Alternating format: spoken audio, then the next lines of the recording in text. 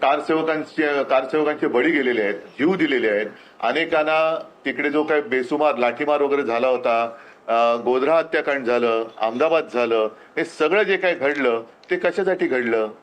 तर तिकडे पवित्र राम मंदिर उभं राहावं, प्रभू श्रीरामचंद्राची जी जन्मभूमी आहे तिकडे अभिमान वाटावा असं मंदिर उभं राहावं. पण त्या मंदिराच्या आडून जे काहींचे धंदे चाललेत ते अत्यंत घृणास्पद आहे.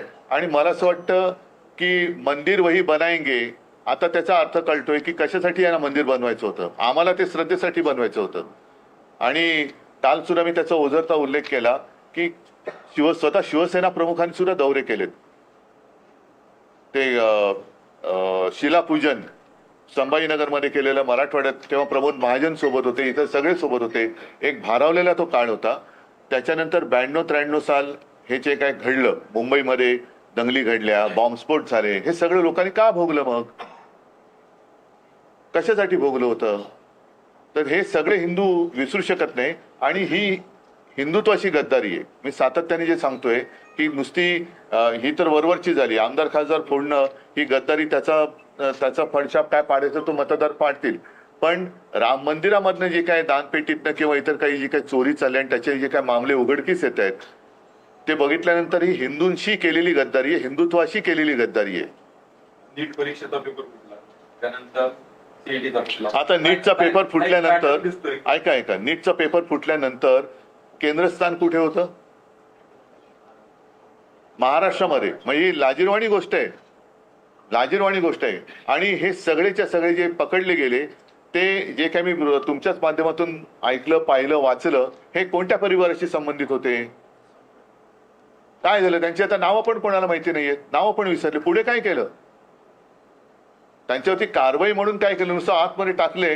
पण मला 100% माहिती आहे की ते एका विशिष्ट परिवाराशी जर ते संबंधित असतील, जे मी प्रसार माध्यमातून पाहिलं आणि वाचलं, तर हे विनासाहेब बाहेर पडतील आणि पुन्हा हे पेपर फोडायला मोकळे. म्हणजे काल टीईटीचा पेपर तर 1.5 कोटीला विकला जाणार होता, ठाणे जिल्ह्यात फुटला. आता ठाणे जिल्हा काय तुम्ही करणार? कुठे पेपर फुटतायत, मंत्री कुठे आहेत, खासदार फोडतायत.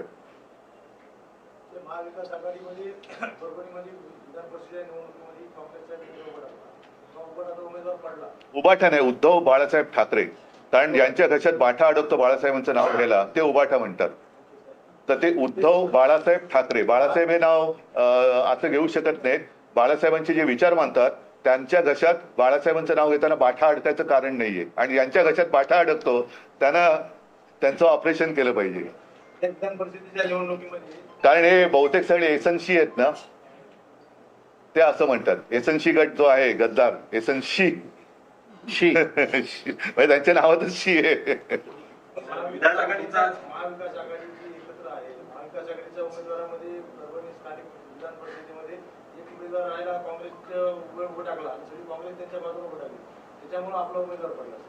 आता या सगळ्या गोष्टी नाही सांगतो तुम्हाला, या सगळ्याचा अनुभवाचा एक कुठेतरी आढावा घ्यायला पाहिजे.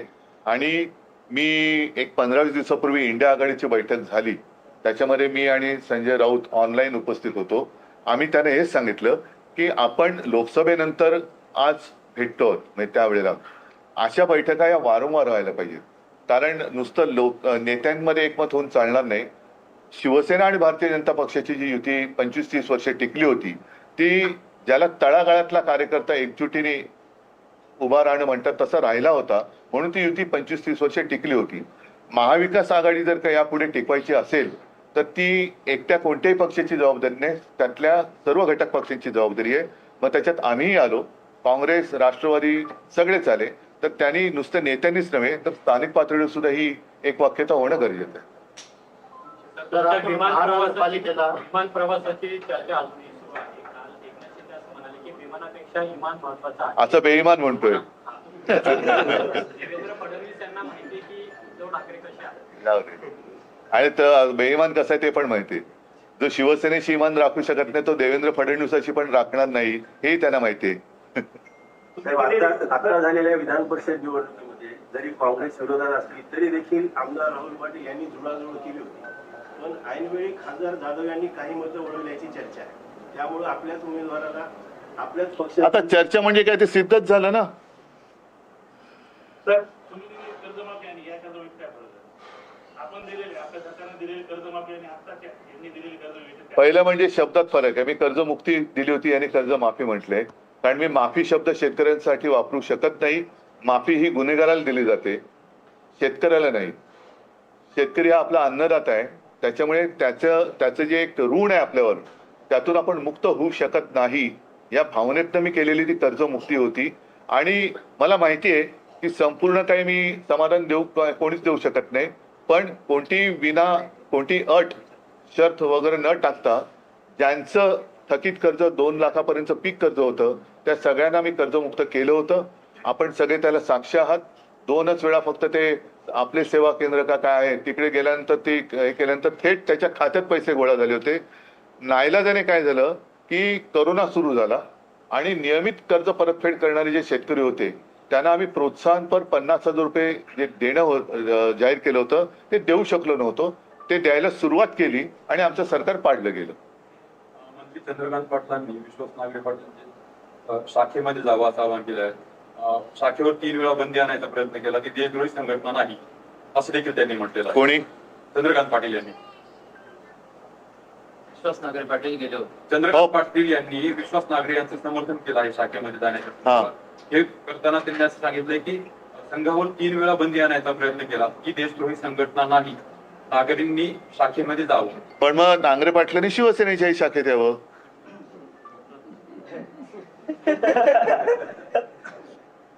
वल्लभभाई पटेलांनी बंदी आणली. वल्लभभाई पटेलांनी आणली होती, इंदिरा गांधींनी बंदी आणली होती. वल्लभभाई पटेल महत्वाचे. चंद्रकांत पाटीलांना इतिहास थोडासा सांगावा लागेल.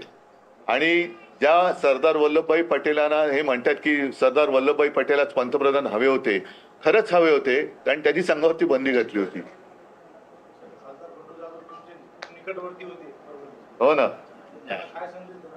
काय संदेश द्यायचा आता? मतदार संदेश देतील, मी काय देणार. चला, धन्यवाद. हा, जय महाराज. पाथरीमध्ये अनेक वर्षांपासून छत्रपती शिवाजी महाराजांचा पुतळा उभारण्याची मागणी होती.